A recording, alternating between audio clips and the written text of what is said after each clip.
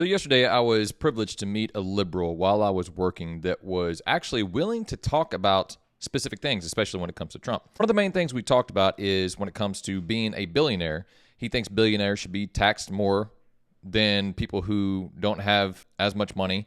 And then I said, I think you should probably tax everyone the same. So if we're going to lower taxes for everyone. He's like, no. We definitely need to, because, dude, if you had $1 billion, you know how much you could solve with that money? And I'm like, okay, but if you were a billionaire, would you want someone to force you to give your money away? He's like, oh, no, I wouldn't want that. And I'm like, then why are you wanting to force? He's like, because they can help. And I'm like, but you just admitted that you wouldn't do it.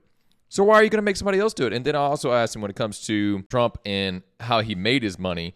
He's like, well, Trump is successful because he got that $1 million influx at the very beginning from his dad. And I'm like, his dad gave it to him? He's like, oh, no, he loaned it to him.